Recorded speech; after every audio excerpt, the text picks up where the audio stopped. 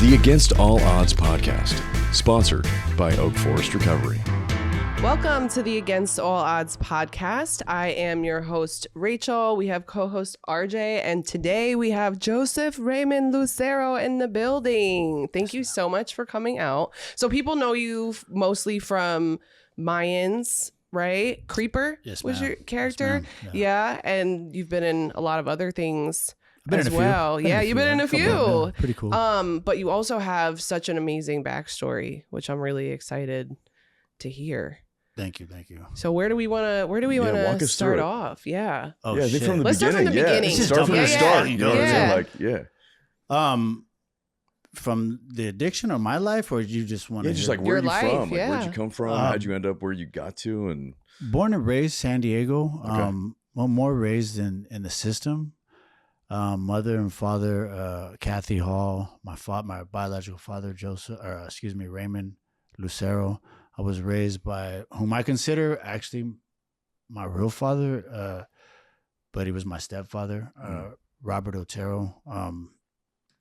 Heroin was what I learned, right? I never was a heroin addict, but my mother and father, both heroin addicts, they sold heroin.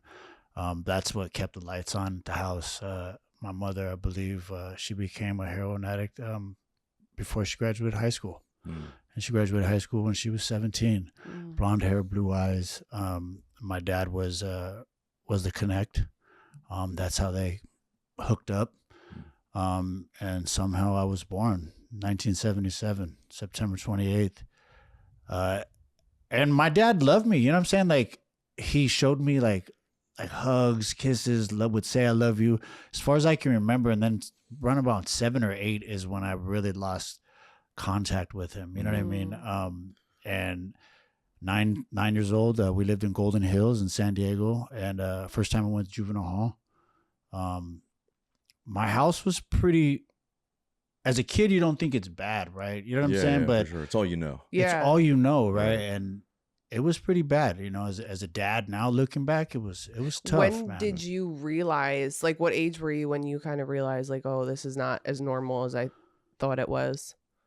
I think when DARE program hit in the 80s, you know, I remember maybe it was the early 90s. No, it was the 80s. I remember we would be in elementary school and they would ask us certain things like, hey, if you see this going on in your home, you need to tell us. And there's no way I'm telling you what's going on at home because I don't want you to take my mom away. You know what I'm saying? Like, I don't want to be taken away. She's already in and out of prison.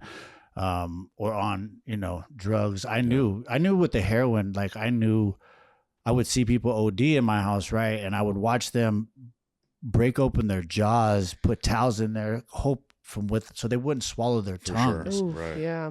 And as a kid, you know what I'm saying? Like, you just think it's like a medical procedure or somebody's having a heart, like, you don't know it's induced by heroin, because I didn't really know what heroin was. Right. You know, I knew what TV showed and stuff like that, right?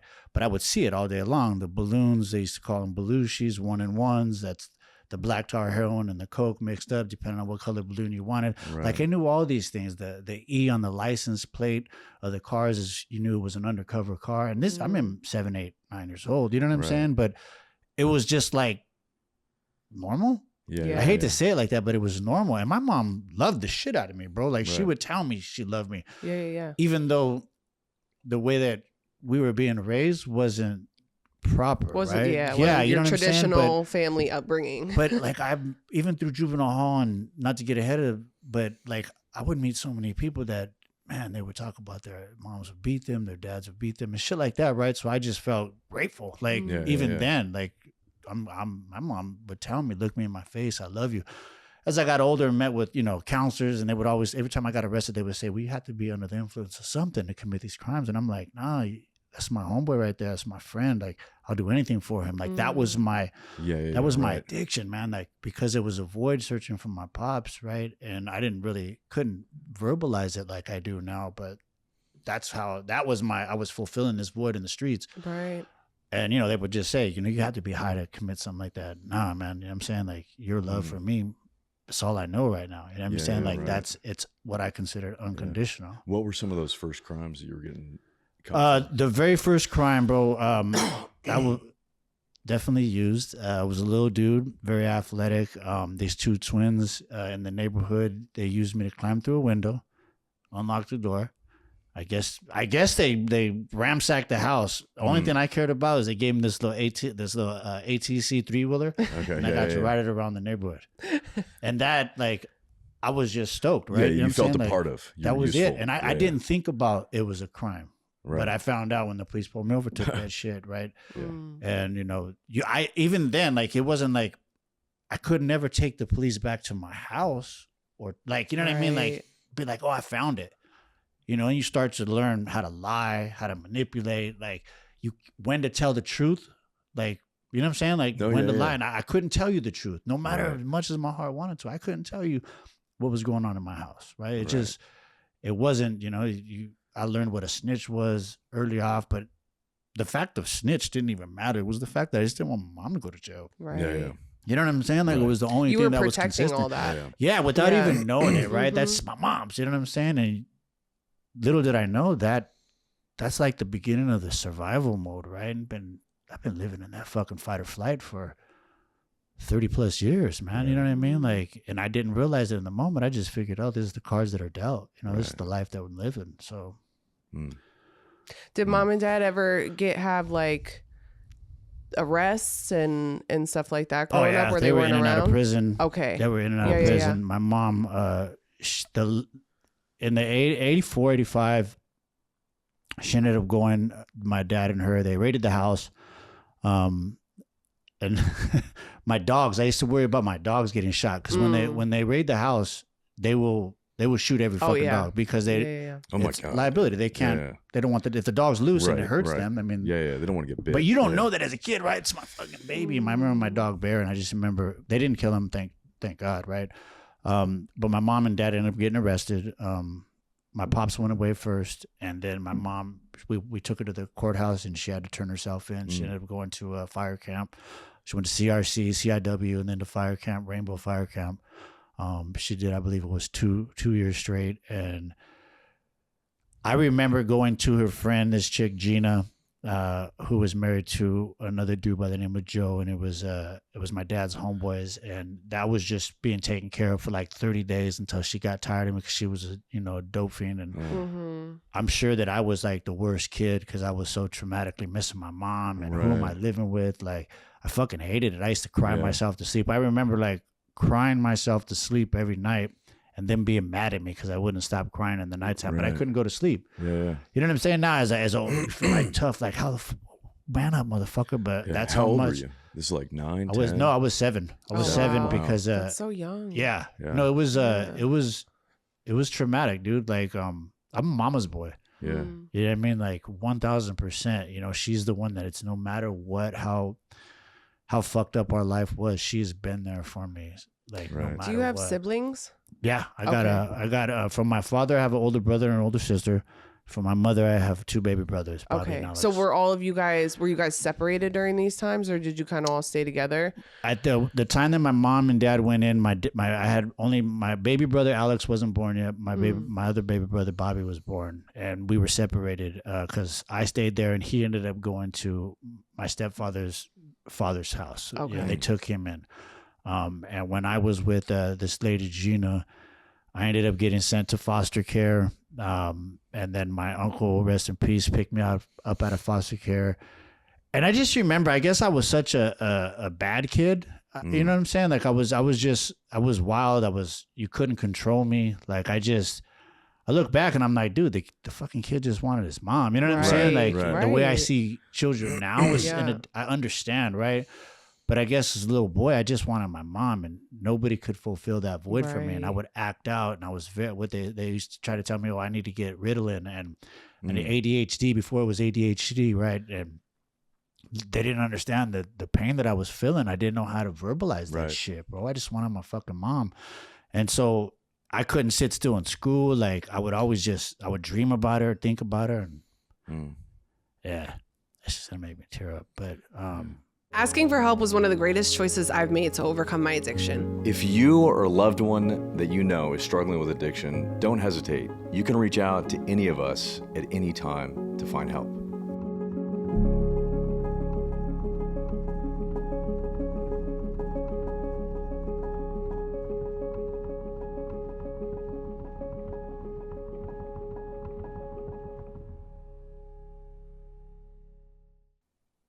I ended up going to foster care. Again, my uncle picked me up. And How long were you in foster care for?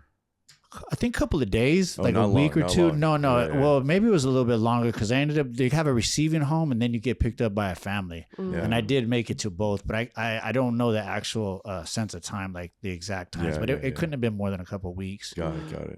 Because once my mom found out in prison, she was like fucking heated. Right. You know what I'm Yeah, saying? Right. Like she was fucking pissed. So like, Gina took you there. huh? Gina took you. No, maybe she did. I don't really remember Yeah, how yeah. I got there. I just remember the intake being just like it was juvenile hall. Wow. Mm. You know what I mean? Like they give you new clothes. They take you through, like you go through this lice fucking. That's what I remember Wow. the most was the lice treatment for my hair. Wow. You know what I'm saying? Like it was Yeah, more yeah. important than fucking feeding me as a kid. Yeah. It's sad, right? But I remember my mom just being so fucking pissed off. And then her brother came to get me. And my brother's wife didn't want me because they had a son and they probably thought that I was going to Bad influence or him. something. Yeah, you know what I'm saying? So it was like you just grow up feeling like, who the fuck really wants me, right? You know what I'm saying? Right. Like heroin's more important to my parents, or now I understand addiction. So, but as a kid, you don't understand For sure. Right. addiction, right? You just think it's a choice, and so you personalize it. I would assume I For sure. personalized it my whole life, Yeah. and so I just thought, dude, maybe I'm not worthy, bro. You know what I'm saying? My pops already bounced on me, my mom. You know what I'm saying? Like so, I grew up angry but sad. Right. And that sadness turned to anger even more. And like it gave me like a sense of who I am. My physical attributes and everything external became number one in my life, right? That was the only thing that I felt good about, man. Whether it was working out, playing sports, proving everybody wrong. And I when I break it down, I'm just like, dude, I've been in survival mode since I was like 6 or 7. It's fucking crazy, right? No, But it's insane for sure. grateful to be here, but grateful to be alive. But my mom ended up coming home from prison. We ended up moving to the East County of San Diego, which was a shock for me because I had never. My mother's white and my father's Mexican, right? So I didn't fit in with the Mexicans because I didn't speak Spanish. I didn't fit in with the whites because I look more Mexican. Right. Yeah. But you just internalize that shit. It's not a conversation that we had sure. then the way we have it now, right? So that's why I used to find my joy and myself on whether it's a baseball field, football field, or the basketball court, right? I would fucking flourish like 10 plus. And that was the only way that I could show it. And then, I mean, skateboarding, riding a bike, doing crazy ass shit, like, like Jackass style shit before there was even Jackass, right? It was kind of like to get that attention. Exactly. That's such a Notoriety. common theme Yeah, too. yeah. Yeah, and feeling like you're Huge, not a yeah. part of. Like I felt like that too, but we all feel it in different ways. And almost everyone's story that For we sure. hear, there's like just like different avenues that we go down to get that feeling of like connection to other people when we're feeling so alone. Yeah. Yeah. My mom's came home, and I guess I had flipped the switch that there was just no saving me, dude. Like, not that there was no saving me. I was just so hurt, but I had already figured out, I started to build what I realized was my own identity. And one thing I learned is you could take my mom away, you could take them, but you couldn't take what I built away. Right. And I wasn't going to fucking give it away. And I was just a little skater that would fight all the time and I've never wanted to hurt anybody. Like I've always had a huge heart. But I had to come to terms with the fact that I always share this, if me and you are best friends and you have to be hurt, then I'm not going to lose what we have because that's what I've earned and gained. And I'm not going to lose that. You know what I'm saying? Without saying it. You know what I mean? It's not like I sat back and was like, oh, yeah, this is how I'm going to do it. It was just what I believed in, and then you run with it, right? It became second nature. It was ingrained in my character. So where, like, anytime I would get arrested, all through juvenile hall, like, I don't understand why I didn't figure it out. Like, I hated being busted. I hated being in the cuffs. I hated being away from my mom. I hated it. But I wouldn't change when I came home. Right. And that's the part where I had no control. It's kind of like the addiction. I understood that I had a lifestyle addiction, right? I didn't understand it until I changed my life 20 years later. But when I look back, it allows me to understand I wasn't a fucking punk ass kid. I wasn't, worthless. I was feeling a void, Right. you know, in my life. Yeah, you were hurting. Yes, ma'am. And that shit, it sucks. You know what I'm saying? But I respect the shit out of it in a sense now in the present, because I believe it's made me the father that I am today. Mm-hmm.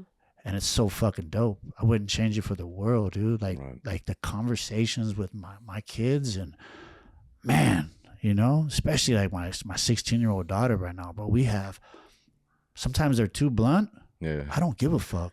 Yeah. Dope doesn't care. Gangs don't care Right. how old you are.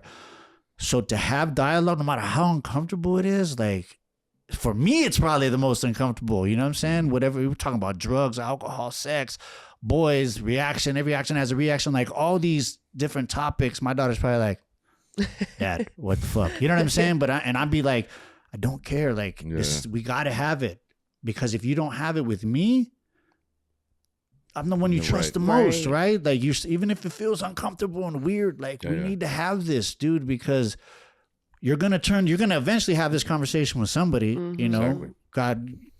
God willing, she has it with somebody, you know what I'm saying? But it'd be me first, you know what I mean? Yeah. Right. That's so important. That's so important. I grew up, my parents didn't talk to me about any of that stuff. And I'm the same way. My oldest is going to be 15 in a couple months. And I'm the same way. Like I have to have these conversations that are tough to have to hopefully prevent them from going down the same lifestyle that I went. Right. So I think that's really awesome that you're able to do that now. My mom used to, she would talk to me about everything. Right. Everything. And I believe that that's like a gift in the present with all the chaos. And that was it's like her telling me she loved me. I didn't give up on life the way I seen a lot of my friends give up. Right. And they didn't give a fuck. Because if you have just a little bit of love, I believe it just gave me that hope. And because there was times where I should have been like, fuck this. Like it really got bad. And I'm not talking just like the drugs and partying. It got very dangerous and scary and dark, you know. In the 90s, and the gang life it's a different fucking ball game. You know what I'm saying? Like, and that's no disrespect to anybody living their life today. I'm sure it's just as tough, but it was just a different time. You know what I mean? It wasn't to be cool. It was motherfuckers are really doing things. You know what I mean? And that was scary within itself. There wasn't all these videos, so shit didn't come to light. You're hearing about shit 30 years later and not going, damn, it was like that. You know what I mean? And that at a young age to see it. And that was kind of like the lifestyle within my family. You know, my dad's side of the family, it was, you know, poverty is what it is in the hood. You know what I'm saying? Like, it's normal, right? It's not to talk down, but that's everyday life. Right. And when did you start getting caught up in a lot of that? How old were you? Really with the gang stuff, like 11 and 12. Wow. Because when I was skateboarding, we had this crew called Team Tiny, right? Because we were all little motherfuckers. Team Tiny. Yeah, Team Tiny, bro. We were badass. And like from East San Diego. Yeah. And it was crazy because it was again, my physical attributes was everything. So like skateboarding, kickflip 360, 1-footers, tail grab, like I fucking skated my ass off, right? But we were breaking into shit, we were committing crimes, and then Team Tiny became like I was getting arrested and everybody else was just smoking weed, and I was getting, so you start to get little reputation, and then you start to own that reputation. Well, it's mine, you know. And my homeboy Trips he was like the leader of the little fucking skate crew, and he was a fucking rider. Like I would watch this guy, I would be afraid to fight, right? But I would always fight, but always get the butterflies.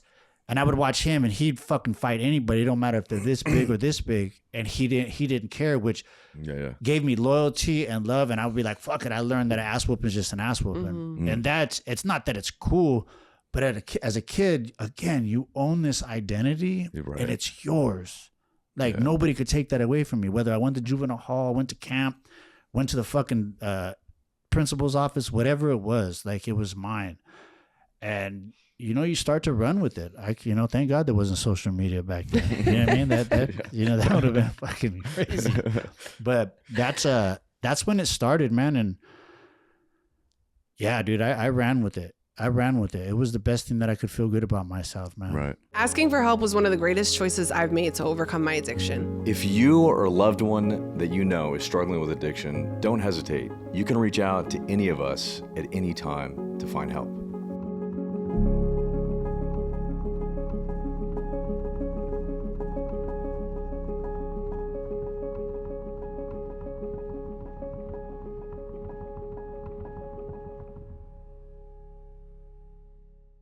And so where did that take you? When did drugs and alcohol start taking a bigger role in your life? I don't know how old you guys are. But I'm 47, bro. So I'm 33. 37. Yeah.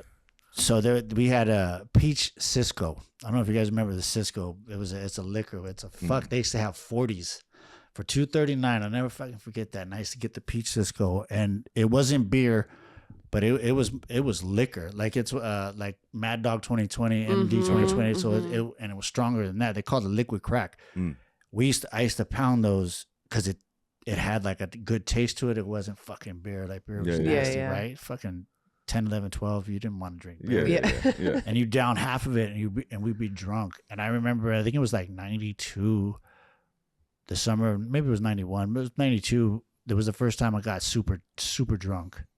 And I loved it. I fucking loved it. It was like the biggest escape. Like I could talk to women. I didn't care. Yeah. Like I could do everything that I would just keep inside would just... You could fit into that character. I could fit into everything. Like my person, I'd be the funniest motherfucker, like the downest like all these traits would just come fucking like full. They would flourish full head. So, and I've been drinking all the way up until about 10 years ago. Yeah, single than mild. The Mayweather Pacquiao fight was the last drink. I woke up in the county jail the next morning. Oh wow. Yeah. But no excuse, man. I would black out. I don't. You hear people say, I just want to have a drink with my dinner. I'd be like, what? How could you disrespect your drink with food? Fuck? You know what I'm saying? Like, that's fucked up. You know what I'm saying? Like, that was my reply to that shit. And I'm getting smashed. And then I might do some coke to fucking wake up. You know what I mean? But I'm getting drunk. Like, that was my thing, was the drink, blackout. And I would never fucking remember the night before. And it wasn't, I didn't drink every day, but when I drank, I drank. Like, we're the last ones awake when the sun's coming up. You know what I'm saying? Everybody else is out, right? Yeah. But then, I from juvenile hall went to California Youth Authority, which was juvenile prison. They've pretty much shut most of them down now. And then from juvenile prison, I actually went to prison. Okay. I've been home from prison almost 20 years now. I walked away from the gang life. My son was being born. And I said to myself that I would never do to my children what was done to me or shown to me. And then all of a sudden I was having a kid and I was like, fuck. Yeah. Am I gonna, and I remember I cried, like, because I was having to give something up that I had created, and that was my whole identity. I only knew my life by my moniker. I didn't know who Joey was anymore. I haven't known Joey since he was a little boy. Right. That little, he cries himself to sleep. He misses his mommy. That's who Joey was. Right. I only knew Droopy. And so that was like the beginning of, I guess, this new beautiful life that I'm able to live now, right? Without even knowing it. But I knew that I had to do something. And I didn't know what selfless was. I didn't know any of that shit, but I knew I had to stop gangbanging somehow. But I was I want to say that I was a tough guy, deeply involved, but I was definitely deeply dedicated, and it was all that I knew and wanted. But then I was having a son, and I just prayed, man. But I walked away from the life. What was that like, walking away from? Was that hard to do, or were your people just kind of understanding and supportive of you, or like, how did that go? Fuck no. There was no. I mean, my real friends, they're supportive. I still talk to a lot of them, right? But some of them, not a lot of them. But anytime it's like you have a drinking partner, you have a fucking getting loaded partner, right? And you stop, and they're still using. And the misery loves company. Exactly, right? So that's the part where it was the same shit with the gang shit. When you live by it, you die by it, right? You until your last breath, you're supposed to represent it. Well, when you have no hope, this is all the hope you have. I had something greater than me that I never had felt before in my life that was going to come about. And thank God that I fought life, because when I was facing life, I got to really be truthful with myself in the cell and say to myself, I really have the opportunity to live for somebody else and something else if I get a chance to come home. Yeah. You know, What were you in for? What was that? attempted murder, 664, 187. Wow. So you were looking at life. Yeah, literally. in the state of California, in 97, they 186 22A, 186 22B. You're guilty by association. It's a gang enhancement, right? Okay. They don't have an answer to gangs, Yeah. so they lock their way up out of it. Yeah. Right. And now you'll see all these guys that are on YouTube and they're coming home after 30 years. Right. Those are all the guys that got life then. During that time. Right. Yeah, because that's what you do. Like fucking, they're killing. I don't get into politics, but it's like what's happening right now. We won't lock anybody up for doing all these fucking thefts and running out and but as soon as the world gets so fucking upset that everybody's stealing everything, then they get to come and say, let's bring the gavel down and lock everybody up again. It's a fucking cycle. It happens every 10 to 15 years. Yeah. I don't care about politics. I care about people. Yeah. Right. I really do. But that's what I was involved in, and gangs were tough in the 90s. There was no answer, and there's a lot of fucking scandalous ass shit that people were doing. They were fucking killing people, and you know what? You deserve to do whatever you deserve what you got coming when you take somebody's life and you do some of that sick shit, right? And I deserved what I had coming, you know, because what I was doing. I wasn't shy from that. Right. But they were trying to give me life. I didn't shoot nobody. I didn't even kill nobody, right? But you're guilty by association, so that's it. That's all. I ended up getting 8 years, and I got a date. And when that happened, like, I was done. What was that like when you were sitting in there looking at life? Scariest thing in the world, Yeah. bro. Scariest thing in the world. People will be like, "Fuck it, what's up?" And you walk around. For sure, you gotta hold Stay, back. I'm with the business. Like, let's go. Right. You know what I'm saying?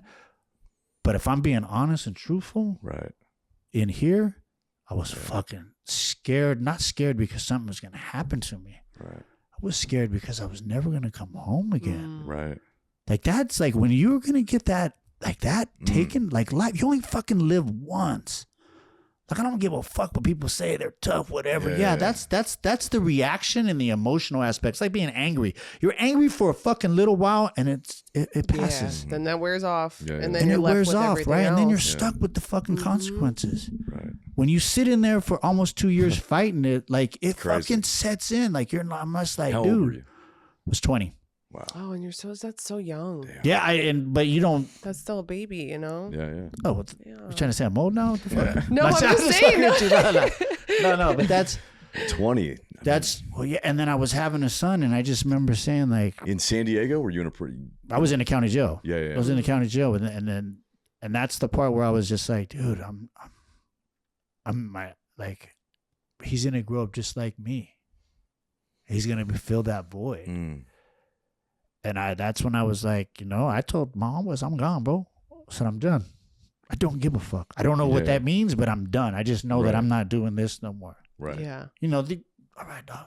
Some of them, fuck that. You know, Yeah. the homie. You know, I'm done, man. I'm gonna be a dad, and I've failed miserably along the way. But I'm here, right? That's right. And the consistency of being a father, I believe, to them, all three of them now, you know. And had I accepted that time and said, fuck it, gangbanging, I would only have a son. I wouldn't have my Brooklyn Love and my Evelyn Faith. I would only have my Joseph Raymond, right? And which would be beautiful. But now I got Brooklyn Love and Evelyn Faith because I had something in me that wanted more out of life, to be there for them, which gave me enough courage to be there even for myself when it came time to be, when I was tested with the alcoholism 10 years ago, right? Right. So it's like, man, life is so beautiful at times, man. You know what I'm saying? Like, it's always beautiful, but it's just when you're blessed to be in, like, when you just embrace it and fucking marinate in that shit, it's not always painful, right? There's some beautiful feelings to it. Yeah. It's pretty fucking dope, dude. Yeah. Like, Wow. honestly, really is. Okay, so you're 20, and you did 8 years. Yeah. Oh, I did 6 years. 6 years, and I came home 85%, 80%. They like when you go to CDC, like if you get halftime, if you get 10 years, you can get out in 5 years, in a couple months, right? If you catch fights, shit like that, they can add more time. At that time, they were doing the 85%, 80%. Then you get 50 or 60%. They were calling it. Okay. Asking for help was one of the greatest choices I've made to overcome my addiction. If you or a loved one that you know is struggling with addiction, don't hesitate. You can reach out to any of us at any time to find help.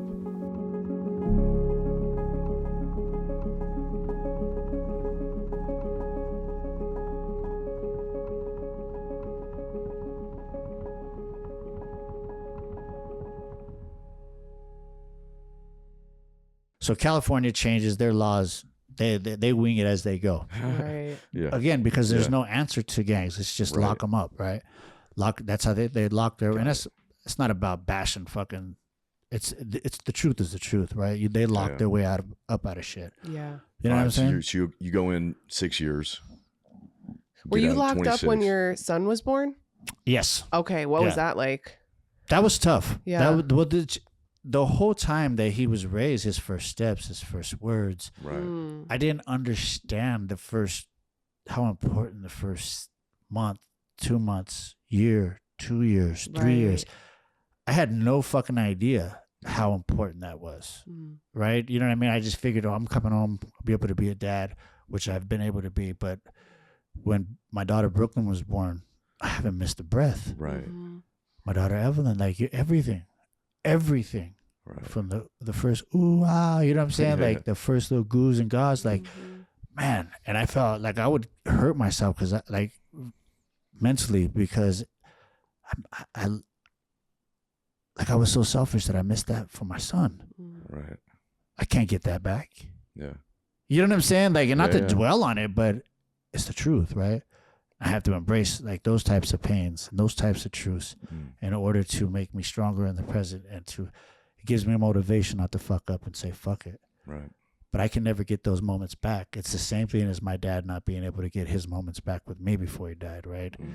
And yeah, that's because of the lifestyle that I chose. Right. So you get out. How old is he when you get out? 5.5, gonna be 6. Yeah. What was that like seeing him for the first time? Oh, fucking awesome. I seen him one time. His mother bring him to see me when I was in prison. Yeah. And that was the best fucking. He ran to me. Oh. And that's a testament to his mom always showing, because we were separated, you know, of course. But she would always show him my pictures, and she would tell him about me. And I couldn't be more grateful. Like that day, I remember walking out, and I was behind the glass, which is, you don't get no physical contact visits. So I would never want a visit from them. Yeah. And then when I came from behind the glass and was able to have the physical contact, she ended up showing. I had like long ass hair. I was the first time I had ever like my shit's long now, right? But I'm used to being skin bald. But in the hole, I grew my hair out, and I remember you couldn't. There's a status A1A, B2B. I was C status because I came from the hole, right? And it's behind the wall. They call it black. It's lockdown. When you come out, you have to get a job or go to school, and you get B2B status or A1A. And so I shaved my head because that was the only. I already had a job, was going to school too, but I wouldn't shave my head. I figured if I'm doing all this time, I'm gonna fucking grow my hair long as fuck. That shit, they were like, no, if you want a contact visit, you got to shave your head. And I remember You were like, okay. It was then they wouldn't let your mustache come past your lip. Like it was it's like a dress code thing. Just, yeah. That's his rules and regulations. You know what I'm saying? Yeah, like they can implement what they want when they want, how they want. Got it. You have no say. It is what it is, right? And at that time, they don't have the grooming standards they called it as they did then, but. I remember when I came on, that was the one I shaved that shit off. I shaved that shit off so fucking fast. I was like, you were like, say less. Okay, here we go. Yeah, I was like, dude, if that's holding me back, and then because his mom was willing to come. Yeah, so you could actually meet him. And I was all the way up north. Yeah, so I was pretty far up in California, and it was I was just so grateful. You know what I'm saying? Like I would have did anything to hold him. And I remember his little fucking waddle. He ran to me, and I picked him up, and I was just like, dude, like it was a reason. There was a reason. Beautiful. Yeah, hell yeah. So that he was really the turning point for you in changing everything, right? So that was like the pivotal moment of like realizing that you didn't want him to go through that stuff, and that was the main driving factor of you originally changing. Yes. That's beautiful. He was my backbone. He's still my backbone to this day. And it's very selfish. You know what I'm saying? Like not it's almost like that necessarily in a bad combination way. too. You're sitting in a cell at 20 looking at like, am I going to be in here for life? Yeah. Right. And your son is on the way. I mean, that's quite the circumstance. That was yeah. That shit. It was something. I don't know. I got enough courage. I got enough nuts. Right. You know what I'm saying? I hated myself too because it was like the identity that I had created was my high. That was the most important thing. That was all I knew to feel good about. if it wasn't on the basketball court or on the football field or some sort of physical aspect of life, like I didn't feel good. You know what I'm saying? Right. To be honest. And I didn't know that was shallow. I just thought that was my life, right? Yeah, I just, you know, if I'm cut up, if I'm ripped, if I'm healthy, that, you know, who wouldn't like me? Yeah, You know what I'm saying? You don't need to know the shit that's going on in my heart or my head, right? Right. I just grew up fucked up, whatever. You know what I'm saying? But Yeah. I didn't know what mental health was. You know what I'm saying? For years, I had anxiety. I didn't know what the fuck anxiety was. I thought I was having a heart attack. I'm serious. I thought I was having a heart No, attack. that's Do that. Yeah. Remember the first time they told me anxiety? I came home from prison in 2003. I started working for Homeboy Industries up here. Father Great really? Boyle. I met Father Great Boyle when I was I was in California Youth Authority. I met Father Great Boyle and Fred C. Nellis. And he's a Jesuit priest. I'm not sure if you guys are aware of Father Great Boyle with Homeboy Industries. Oh, yeah. So he had brown hair at that time. Now he's a little bald and fucking gray hair. It's my pops. But I remember seeing this fucking priest and like 20 homeboys around him. Every Sunday they would go to the fucking church, and I'd be like, "Why do these motherfuckers go to see this white dude? This old white fucking dude? Like, what the fuck? You know what I mean?" And that's back then. Who would have known that he would have found me in prison and then offered me an opportunity to work when I came home to work with gang members. Oh, That's wow. amazing. And I left San Diego. My parole officer was high control SSU, which means I had to see him in his office 4 times, and he had to come to my house 4 times and then show up to my job once or twice. It's like 10 times a month, dude. You know what I'm saying? Like, I don't even see That's my a fucking lot. mom that much, bro. Like, Yeah. you know what I mean? And how are you supposed to, like, really maintain with that shit? Right. Your fucking job's like, who's this guy coming to visit you? My fucking my girlfriend can't even come that much, but this guy's coming to piss test me and all that shit. Yeah. 90 days in,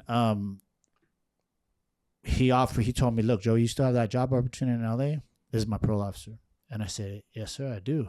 And it was like, because he used to hit my house all the time, and all he cared about is I didn't have guns in the house. He was like, "Look, this is what I'm going to do for you. I'm going to let you get that job." And I was like, they don't do that. Yeah. They don't do that. They don't fucking do that for you. Yeah. So whatever he's seen in me and these opportunities, he was willing to allow me, you know, he was just allowing me to hang myself. Enough rope to hang yourself, dude. You know what I'm saying? Like, So you were suspicious. You thought it was yeah, like I thought it was like, what the fuck? yeah. You know what I'm saying? But this dude's letting me walk out there to he was gonna take a and left he told me turn. straight up, he was like, if you fucking fuck this up, he told me straight up, I did not give you permission. You were absconding, which means that you ran on your own. Right. Oh my God. But he was like, because I think that you have the opportunity to make it. And I was like, dude, it was one of the few times that my parole officer, there was another parole officer, Kathy Johnson, who believed in me. But this guy, dude, I'll never forget that, because his name's Mike Shannon. I was like, I couldn't believe what he was doing for me, right? And I didn't believe that it was authentic, but I trusted it. And I ended up going to LA working for Homeboys, and that's how I'm able to meet you guys, right? That's what gave me. Now they give you jobs based off of lived experience. This was the first time that they started doing it. It was kind of like a pilot program in a sense, and I was using my lived experience and what I've done to change. He was the one who empowered me and let me know that you have something to give. It's like a master's degree. It's like a doctorate in that world, and I didn't believe it. Right? I was just like happy that somebody cared about me. Yeah. And I slowly started I moved to LA, and man. What did you start doing at Homeboy? Like I started as the office manager, because I got into a program when I was in prison based on a lifestyle addiction. So the lifestyle addiction would hit substance abuse, it'd hit cultural influences, white collar crime, fucking violent offense, sexual dysfunctions, which I used to be like, that's got to be a rapist or a child molester. No. It's a simple fact, like, if a woman's walking by and she got ass and I'm fucking obsessing on that shit, an hour later, like, damn. Yeah. You know, that is a fucking sexual dysfunction that I didn't realize, right? I'm just thinking, well, I'm just going to pop at her, thinking a game, you know what I'm saying? But I'm still upset. Oh, that ass, this and that, because I didn't know how to treat women. And it wasn't like, oh, I'm going to hurt her or something like that. But I had to be open-minded enough to understand the way this motherfucking thing thinks. Right. And that was one of the small things, like the way the gang shit, like.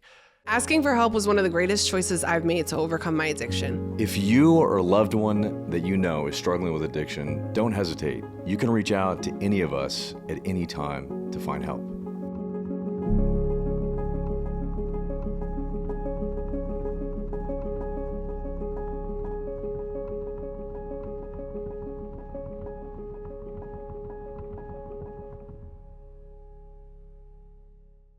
if you bumped into me and I didn't crack you right then, but I seen you again, like, this motherfucker bumped into me, didn't say excuse me. And I started to obsess on that shit. And then the progressive stage, and then it's out of control, right? And I'm like, what the fuck? And then to where I'm going to, next time I see you, I'm fucking stab you or whatever, right? Yeah, right. Because that's the way the mind works, the mentality, right? yeah. That was my addictive behavior. But the program shows you how to see that, because I was like, well, I'm not a heroin addict, I'm not a crackhead, I'm not a tweaker. Like, I've never been addicted to drugs, so I thought, right? But I had addictive personality, I had addictive behaviors, right? Long story short, because of that, I was able to transfer that information and that learned process into Homeboy Industries with other homies that were coming home from prison, other dudes that were on the streets, and we found these common similarities. It's easy as fuck to find differences, right? That shit is simple. But to find similarities, like that was, and a positive similarity. Right. Or even to find positivity out of this broken similarities, the dysfunction. Right. And what are we going to do to implement it? The more I shared about my dysfunction and fuck ups and insecurities, you would find the same similarities, which kind of like brought us together in a sense, like a common bond. Yeah, right. And then to see that it would motivate me to open up more to share my learnings. And I seen healing happening. Right. And that was the beauty of CGA and the lifestyle addiction. There's a 12-step program based on Bill W., Dr. Bob, sent in New York, everything. It got accepted. They accepted it. And all they did was they just reworded a couple of the words to make it less of a high educated fucking, like, just simply in simplest form. Yeah. Because not everybody can read, more or less understand certain things. Right. So to admit you're powerless sometimes was too tough, like AA, right? For some of the homeboys. So to reword it so it was easier and more receptive. Right. How did they reword it? I don't know the exact words. Yeah, I don't want to quote it wrong. Yeah. I could look it up, but it was we admitted we were powerless over our addictions, right? But it was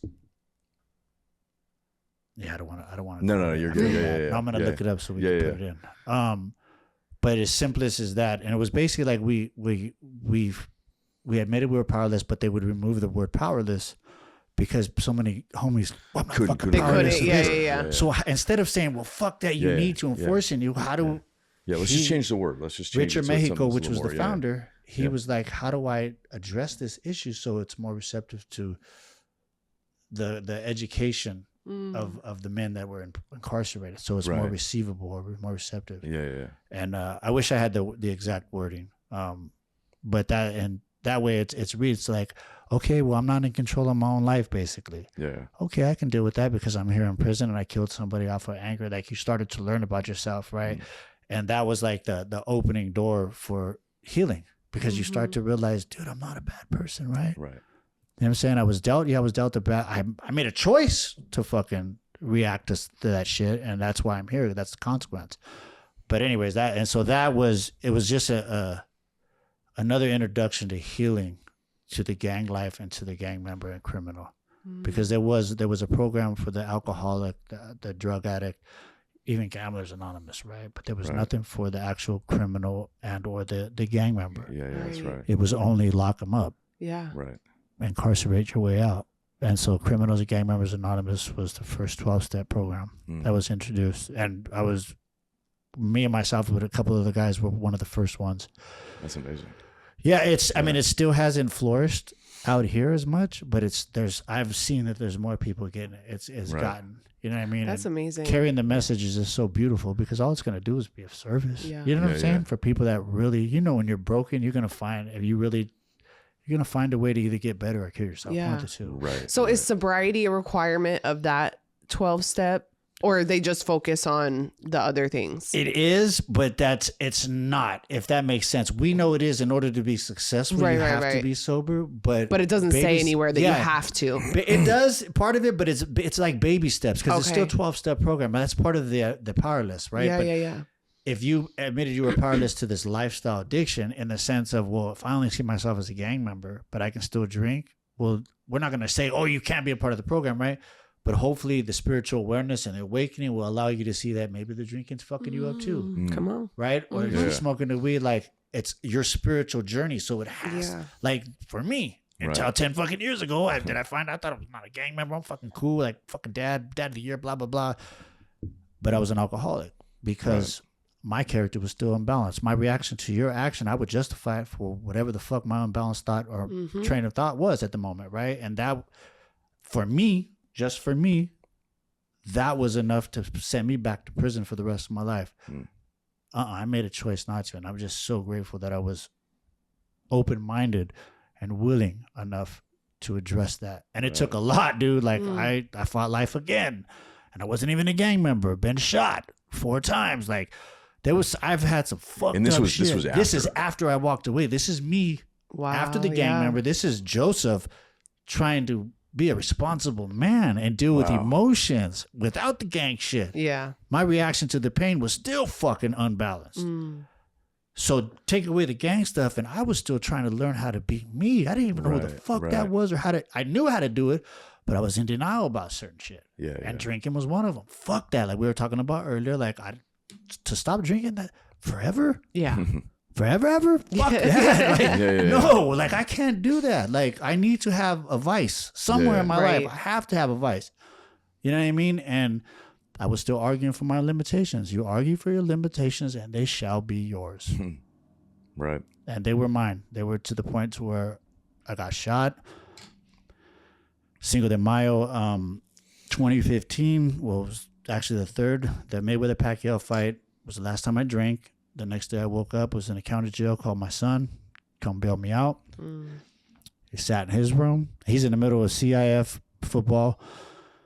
Sat in the room and he said, Dad, if you don't stop drinking, I don't ever want to talk to you again.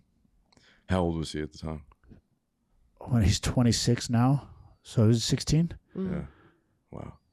And so a high school kid. Yeah, no, in the middle football, of CIF fucking football, like a fucking great fucking kid, you know what I'm saying? And those are the blessings of our children, right? For me, that was the blessing of my son because he gave me enough fucking nuts to stop gangbanging. Yeah. 16 years prior. Yeah. And now he's giving me the hope and the love outside of my own self, bro, to address my drinking. Right. And I was broken inside, dog. Like I was fucking broken. But I would hold on this front. You know what I'm saying? Like I'm cool. I don't gangbang no more, so I'm all right. Yeah. But I was still angry. You know what I'm saying? I was still hurt. There was what I realized there was certain traumas in my life that I hadn't addressed. I had swept under. I thought I had dealt with everything. You know what I mean? But you know, you're only as what? You're only as healed as your deepest secret, right? And there was a lot of deep secrets that I hadn't touched on. Right. So what did it look like when you stopped drinking? Like what were the steps you took? That same day I went to my first meeting. I went to sometimes 3 and 4 meetings a day, my first 90 days. I think my first 90 days when I finally received that 90 days, I had like 160 meetings. But I felt like shit. Yeah. Like not even when I faced life did I feel that fucking worthless. Because my son, he didn't want to talk to me. You know what I'm saying? My brookie, my Brooklyn was, I want to say she was like, she's 16 now, so she was 5 or 6. And my Evie, she was like a month old. So she'll never see me, knock on wood, one day at a time. She'll never see daddy drunk, which is so beautiful, right? But my brookie will, you know, she still remembers, I know, you know. But that first 90 days was tough. It was very tough. It's still tough sometimes, right? When I get in my fucking head and I try to be back in control. And I know when I'm in control that I need to go to a meeting, you know, or hit my knees, you know what I'm saying, and ask God for forgiveness. And I'm not one of those holy rollers, but holy shit, I can't do it on my own. That's for damn sure. I can't do it on my own. And I wouldn't have some of the blessings that I have today if I wouldn't have got sober. Because I was still in my way, and I thought I wasn't in my way no more because I didn't gangbang no more. Yeah. Cool. Yeah, you're like, cool. I'm good. I got rid of that. Cool. Yeah. And no. Asking for help was one of the greatest choices I've made to overcome my addiction. If you or a loved one that you know is struggling with addiction, don't hesitate. You can reach out to any of us at any time to find help.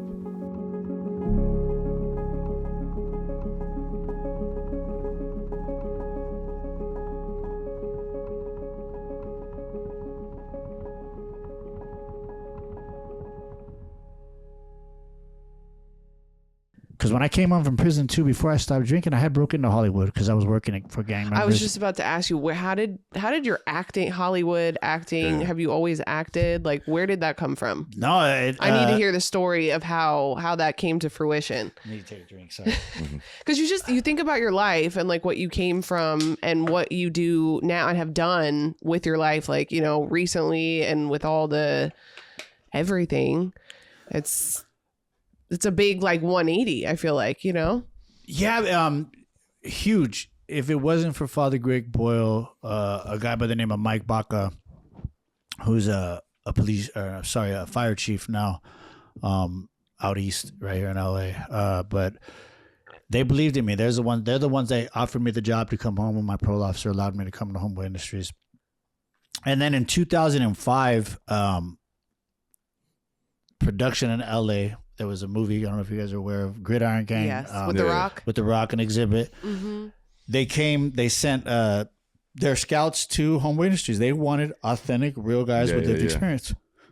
So I remember the fucking day, Father Greg's like, Joey Ray.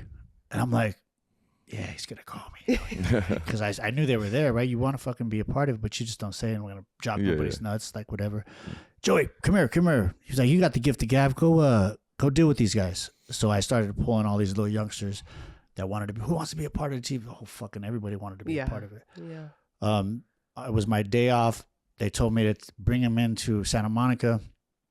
And I had about 9 guys with me, 9 young men. And every single one of them made the list to show up. So we showed up to Santa Monica, and there's about 300 fucking background people there trying to get on. And they were all looking like, it was like CB4. You guys know what CB4 is, or fucking Malibu's Most Wanted? Oh yeah. So like So everybody was like, Yeah. what's up, homie? But you were like trying to be but it. you know you ain't from the hood, dog. Yeah, Right? yeah. So I got like 7 or 8 of these dudes, and I'm like, I'm in flip-flop shorts. I'm gonna go play handball at Venice because it's my day off. Like, I'm gonna drop these guys off and I'm gonna bounce, right? Hopefully they get in. Well, as I pulled up in the van, and I'm like, oh, hell no, I can't leave these fools here. If I leave these fucking little dudes, they're going to fuck somebody up. They're going to rob somebody. They're going to punch. Yeah. These little dudes are the real fucking, they're the great kids, but they're fucking South Central, East LA. Like, these fools are fools. Yeah. So I ended up staying. It was like 8 hours, 10 hours. We were there because they fucking wanted a time and everything, right? Come in, the director, Phil Jean, was there. We were like the last ones there. And Mom walking in, and he looks at me. He was like, what's your name? I said, Joseph Lucero. He was like, you want to be a part of a movie? And I remember going, me? Yeah. like, is that a fucking stupid question? Is that a trick question, motherfucker? Like, of course I want to be a part of the movie. He was like, you have a problem shaving your mustache? I was like, it's gone. Whatever you Give me need. the Raven. Yeah. So all my guys got put on, and then they had me come. So Father Greg was like, well, you're in charge. That means you got to drive and pick them up every day. I was like, I'll do fucking anything. I don't give a shit, right? They're going to give me their van. Because I'm fresh out of prison. I'm 2 years out of prison, right? So my mentality has changed, but it ain't fucking changed, right? I mean, it's changed as far as the gang shit, but I'm still trying to do my thing, right? Find my way. Long story short, we driving out to Malibu to Camp Kilpatrick 5 days a week. Every mornings, I would get up at 3 o'clock, go to South Central, East LA. Then we drive the 10 all through the 101 up through the backside. We take the 101 coming here. Coming through, going right before Calabasas, go the backside of fucking Malibu, and that's where the camp was, right? So after about 3 weeks of doing that, The Rock comes and was like, we got to talk. And I was like, fuck, one of my guys did something. Like, I was like, dude, they had to fuck this up, bro. And then it's Mike Rackmill, Phil Jean was the director, Jeff McGuire, who was the writer, and Neil Moritz, who, if you don't know who Neil Moritz is, he's produced every fucking hit, Fast and the Furious, everything. Okay, got it. So they were like, do you know what continuity is? And I was like, I have no idea what continuity is. And then they explained to me, and they were like, look, we've been shooting this 3 weeks. And we were doing football drills, incarcerated youth doing football drills. So I'm fucking ripped up. It was like hell week. I was treating that shit like we were really playing fucking football. For sure. So it was like, I'm giving it maybe they'll fucking recognize me. I had no idea that it would turn into something like this. And they were like, we either have to introduce you to the fucking audience. That's basically what they were explaining continuity was, or we have to cut you. and you're not that important to get cut out because that means we have to shoot 3 fucking weeks, and that's millions of dollars. And I was like, so what does that mean? So I came back Monday, and I was Chavez, the heavily tattooed kid, and I got fucking Taft Hardy, got a fucking a trailer. I went from $80 a day to fucking 5 racks a week. Like, Yeah. ooh, they're talking about like, what the fuck did just happen, dude? Like, and I became part of the cast. And that was, I remember just crying. Omari Hardwick and Leon Ripley, they, Mo McRae as well, he was the quarterback in there. They were the ones that offered me an opportunity to meet with their agent, who is my agent today, Michael Green and Associates. And Michael Green has believed in me since the day I walked in and seen him. Yeah. And he's got a lived experience of his own. Fucking beautiful soul, dude. Been in Hollywood. They're a boutique. They've been in Hollywood for 30 plus years. You know, got A-listers. Like I'm not worthy of this, right? Insecurity's fucking running full fucking fledged. And I jumped into Meisner, the readings, fucking jumped into class. Joanna Sanchez was my coach for years. Wow. And started hitting guest star roles. And I figured if I'm not gangbanging, I'm good. Yeah. I was getting blessed, but I was an alcoholic. And what did that look like? Were you drinking every day? Were you like? No, I wasn't drinking every day, but it only took me to drink once. I drink. You know what I'm saying? Like I'm partying. Drink, you know Hollywood, and you know parties are parties. You know what I'm saying? And I was and I came from a wild lifestyle, so you couldn't fucking like amaze me with something new, but you were amazing the fuck out of me. Yeah. And it was very there was a, that's a book to write. You know what I mean? Like but I tried to balance it. You know what I'm saying? There's no balance to that lifestyle. Right. Well, at least the way I was out of control. There was too much pain and hurt and shit that I had dealt with that would come out when I was drunk. And I was a fun drunk, but I was a very violent drunk when it came to be, you know what I'm saying? And I don't mean like going to look for fights, but if me and you were chilling and somebody walks in between us and doesn't say excuse me, I'm demanding that respect. Like, who the fuck am I to demand that respect, right? Yeah. Well, that will take me and put me away forever, right? And that's what I mean by violent, you know what I'm saying? Because here I am thinking for somebody else instead of controlling my own emotions. But that was the blessings, man. And I made a lot of mistakes since then, getting shot, getting arrested. How'd you get shot? What happened there? August 23rd, 2009, my daughter was 8 months. My dad had just died. My dad died April 5th, 2008.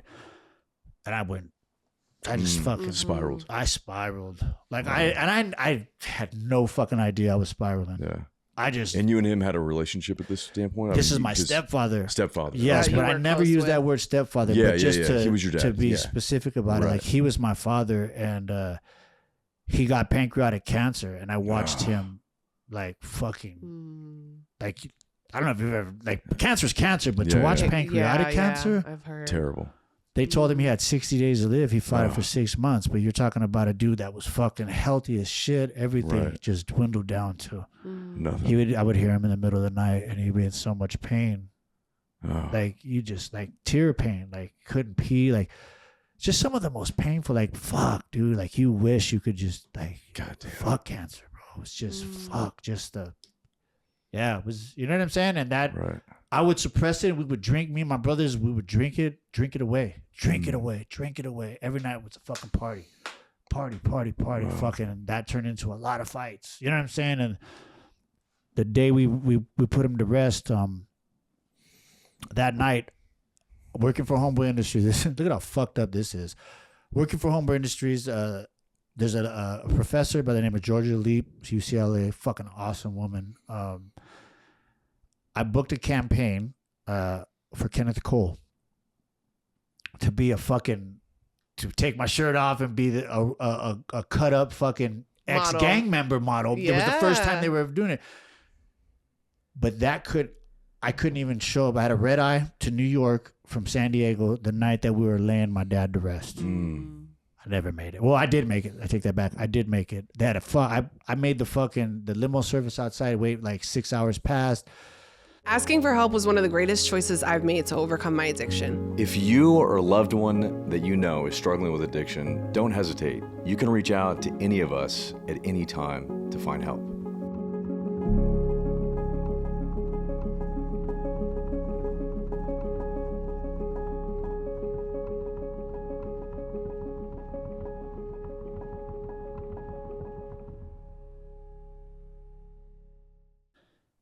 I was just going through what I was going through. Right. And made it to downtown, or made it to the airport. I remember running through, and they were closing the door, and I was, oh, you gotta let me on, like it ain't fucking left yet. And security, get the fuck out of here, right? That's me, typical fuck up, bro. Fucking anything that's good that's ever been blessed to me, fucking it up, bro. Jump back in the fucking no, the limo service left. My cousins came to pick me up because everybody was still at my cousin's house. And that night we got arrested. I got arrested for actually we went to San Diego State area. My brother and his partner. Anyways, a fight occurred. Some beers that the people that we fought got taken, and that became a strong arm robbery. Whoa. Yeah. So, but this is again, when they arrest me, it's a convicted murder or attempted murder, 664-187. They documented gang member. All these things come all up. these things That's who they know you as, right? No matter how long I've been out. And some kids at the fucking some college kids got into a fight. Yeah. Some of them got pretty badly hurt.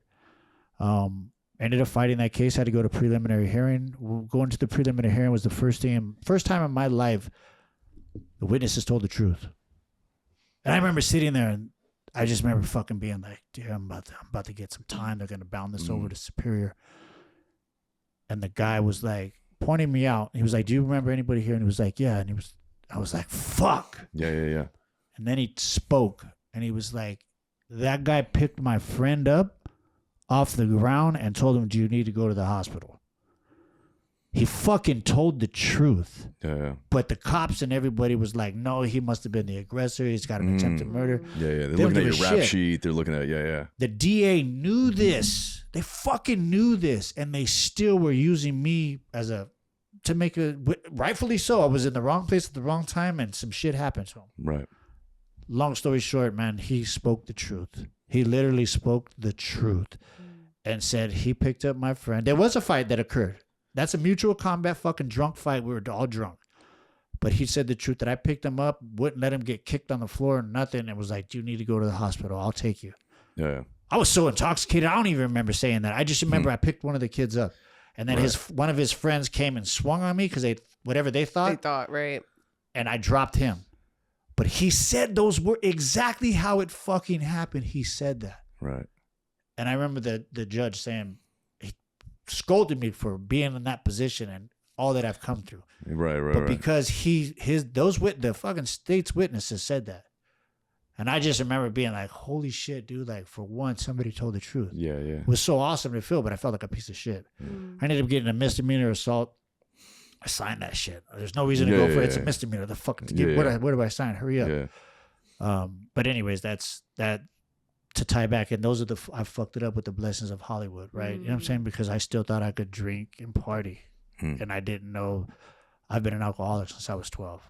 Right.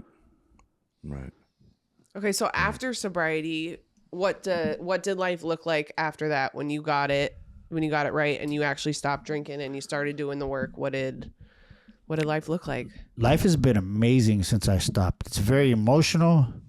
I realized that I cry for everything. Same. Everything. but I've never dealt with my emotions head on like that. I always had a way to get out. I would fucking bottle it up all week and drink fucking Friday to Monday, right? But I didn't realize that. It's not like I woke up and said that, right? But as you start to learn yourself and heal certain things, you start to become aware, blessed, you know what I'm saying? Aware of the present. And I still make huge mistakes, but not as huge like incarcerated or law huge, but just huge as far as everyday mistakes, right? Yeah. Like fucking laziness. Fucking you start to learn about certain things that if I don't plan tonight before tomorrow, even though I'm not guaranteed tomorrow, if I don't plan for it, tomorrow's not gonna probably go as well as it does when I fucking make me a list, and my daughter will remind me of that shit. Dad, you forget everything, like your keys. And I'm just like, you're right. Like fuck. But it's been amazing, man. I've been present. If anything less, I've been present. And that's huge. You know, like coherently present. You know what I'm saying? Like mind, body, and spirit. Yeah. And it sucks to get reminded of some of the shit that I've done. But I'm so grateful that I could have the dialogue with my daughter, the dialogue with my son, the dialogue with my youngest daughter who will never see, knock on wood, one day at a time, rest of the days that I'm breathing will never see me under the influence. Right. But I jumped into Hollywood again. My agent took me back. I booked one of the biggest roles, the biggest role of my life. I became, And that's Mayans. yeah, Mayans M.C, Creeper from the Mayans. Did 5 seasons on that. Wow. 47 episodes. Like, I mean, it's made me who I am today. Like, it financially set, like not set for life, right? But it gave me a cushion to actually live, to even with all the faults, to actually be present with my daughter. You know, my daughter has had some personal issues with her mom.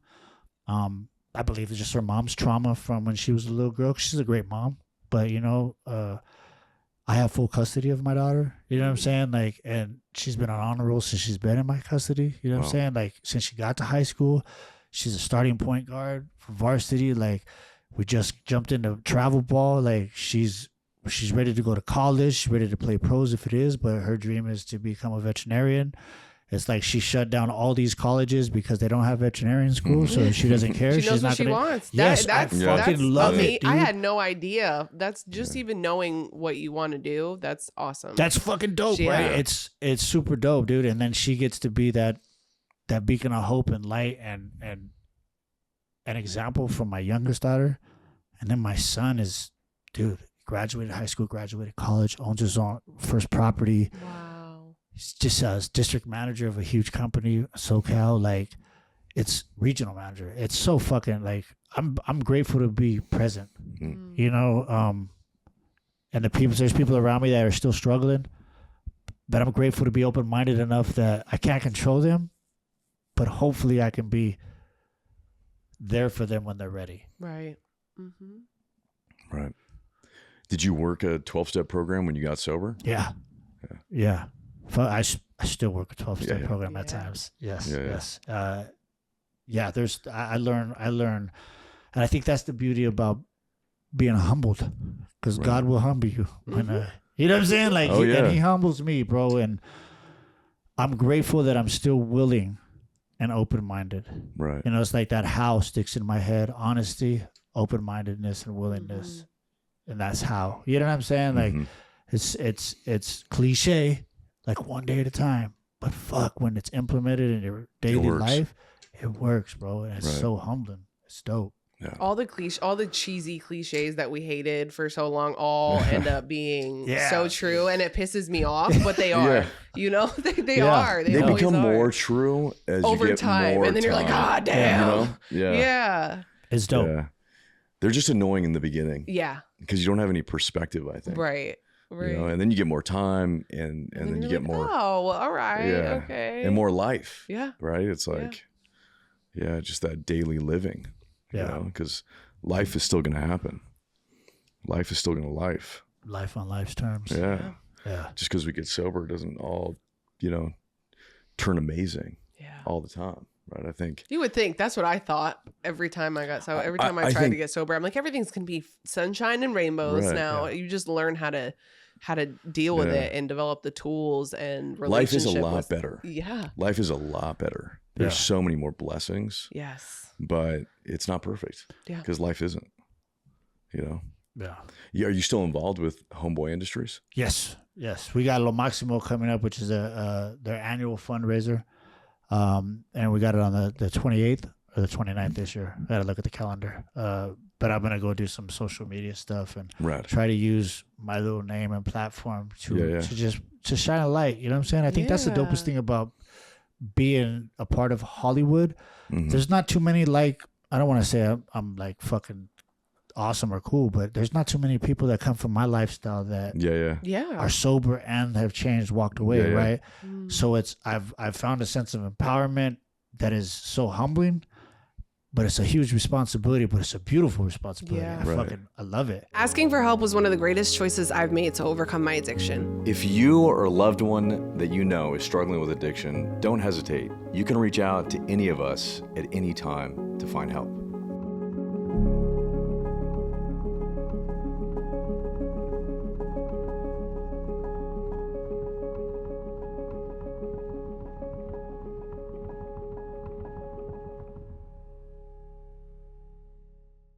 You know, there's guys like Emilio Rivera, Danny Trejo, that are fucking like they're my mentors in a sense that they're sober. They Yeah. come Well, I was from going a to ask if lifestyle. you're tight with Trejo. Yeah, no, 'cause he's got, I'm not tight with Trejo. I'm Yeah, tight with Emilio, but Trejo is I'm still good. We're cool. You know what I'm saying? Like, but Emilio, I talk to.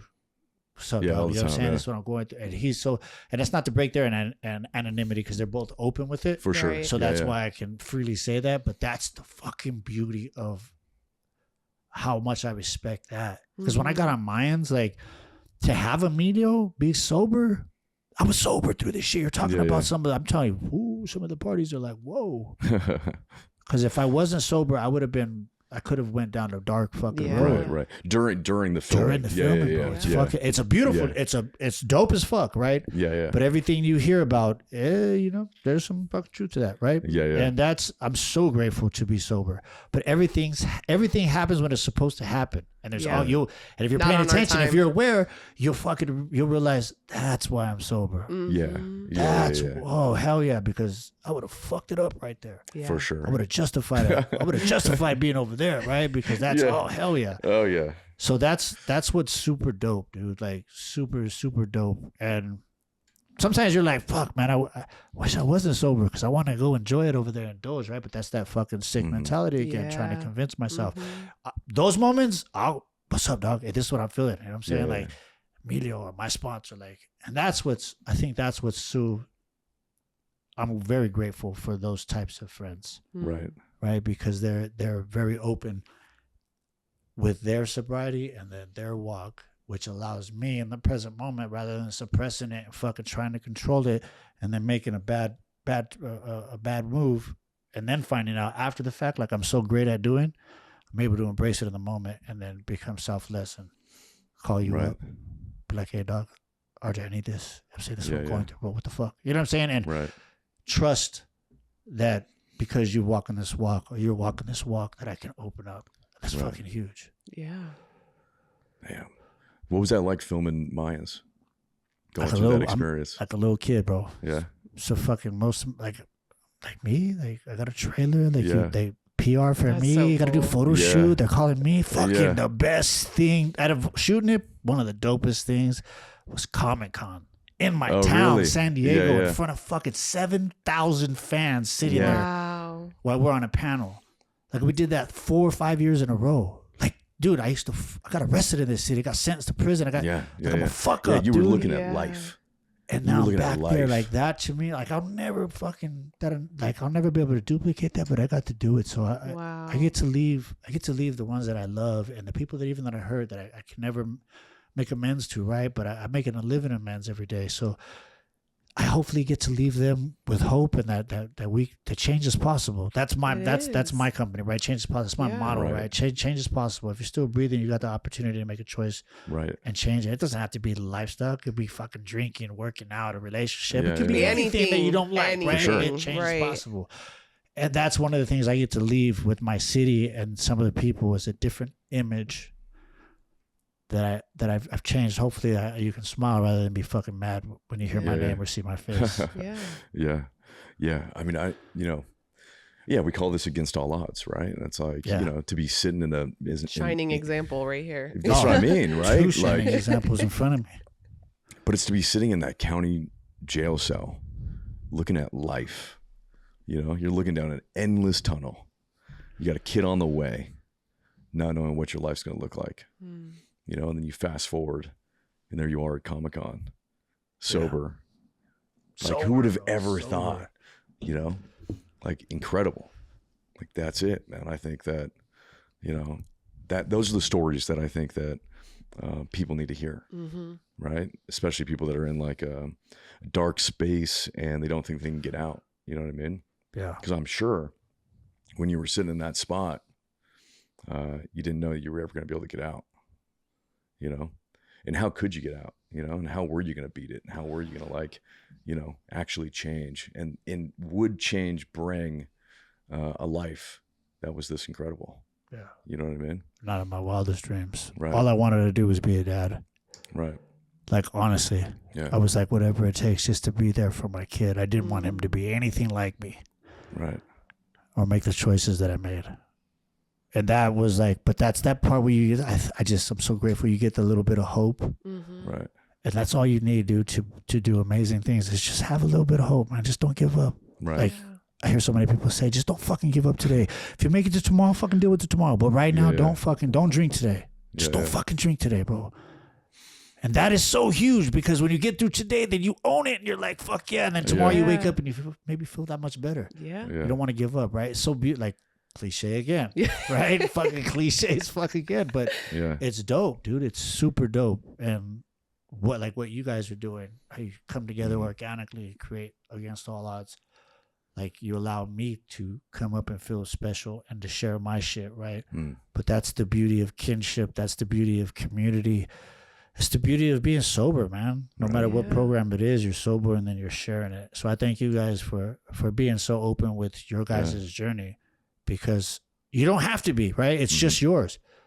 It's like my guy told me in prison, my sponsor when I was in prison, may he rest in peace now. But he was like, look, Joey, if you change your life, just change your life and don't gangbang no more. He was like, that's enough because you changed the future of your victims.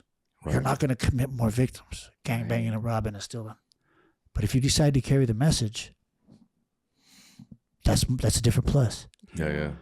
So you get to make that choice, right? But to allow me, instead of telling me, you're going to do this, you have to do this, allowing me to see that, man, how could I not want to share this? Yeah. Like, I don't fucking own it, dude. Like, you know what I'm saying? How many times have I given it away and it still come back to me? Yeah.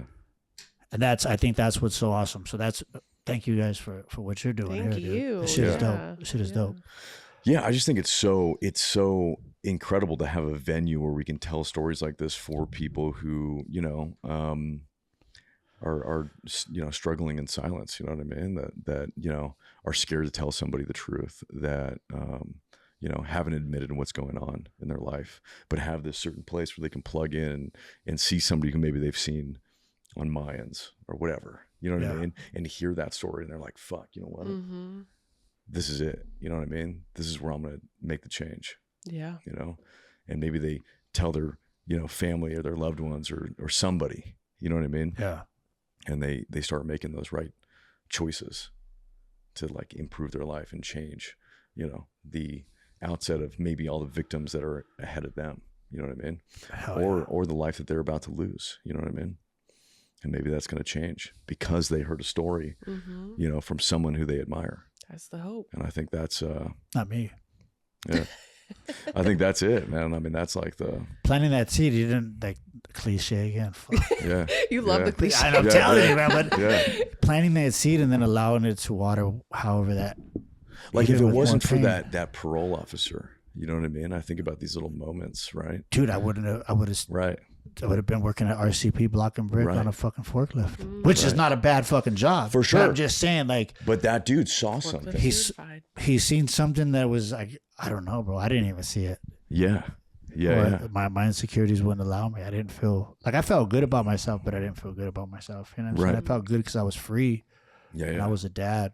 Yeah. But he's seen something else that I guess I had to offer, which is so thankful because I fucked it up along the way, but I'm still here because I didn't give up. Right.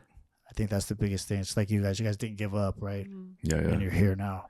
But life is full of so many of these little moments, you know what I mean? Yeah. Where like the grace of somebody else or, some situation, right? And it's like, I think about that parole officer in your life and you got this opportunity to go to Homeboy Industries and for him to make that allowance. Yeah. Right. Which was so against the norm. Bro, especially being high control. Right. You don't leave the county. Right. Like you don't leave the county unless he told me to go live. Keep your mom's address here. You can go live in LA. Work for Homeboy Industries. Yeah. But if I fuck it up, I never gave you permission. Yeah. You're going back. You're going back hard. You absconded. This is yours. Yeah. And to have that much belief in, like, I'm just grateful that I didn't fuck it up. Yeah. Yeah, no, it's pretty great. Even though I fucked it up a few times, but not. But it's overall, like it's like the measuring stick, right? Okay, I have grown a little bit. You start to allow those personal achievements. Like, all right, fuck yeah, you know what I'm saying? I'm still fucking it up. Like you got some good mentors when you went to Homeboy Industries. Yeah. It sounds like some good men came around you. There were some great men. Yeah. Great men that seen shit that I didn't see. And like got you into like all these different things and sort of show me how to fucking work, how to use a computer. Right. You know what I'm saying? But like how to speak publicly. Right. You know what I'm saying? Like but to somebody have to have somebody believe in you. Yeah. Yeah. Like that's like It's a different thing. that's a different thing, bro. That's it's spiritual. right. Yeah. Like but it's amazing, right? It's fucking. Yeah, I couldn't own it at the time because my insecurities were like, no, you're not worthy. Right. You know what I'm saying? But because of the consistency from those and that type of people and love, the unconditional love rather than the conditional. Right. Because when I wanted to change my life to be a dad, my homeboys, they didn't agree with that. So that was the conditional love. No matter what I wanted to do, I could have went back to prison. Father Greg would still love me. Yeah. Yeah. Unconditionally. That's fucking, like, that's unconditional, right? Never to judge me for the things that I did or the choices that I make, but to love me for who I am, the creation that I am as I'm breathing, right? Nobody's ever really said that besides my mama. Right. You know what I'm saying? Like, Yeah, and that's, yeah. so that's awesome, dude. Like, that's, yeah, it's fucking priceless. It's incredible. Yeah. God. Yeah, I appreciate you telling your story, man. No, thank you for Yeah, having thank me. you so much I for had- coming. I I had no Glad we got idea to what do I was this. going into and just had an open mind. I'm like, wow, dude, blown away. Yeah. No, thank you. I'm glad I went back outside and warmed up because Yeah. you guys Yeah, had this yeah. It's motherfucker place freezing in here, freezing. Like, guys. motherfucker, I got my hoodie Yeah. right here ready and everything. Yeah. Well, cool, man. I appreciate you coming out. Thank you for having me, brother. Yeah. Thank you very much. Thank you. Yeah.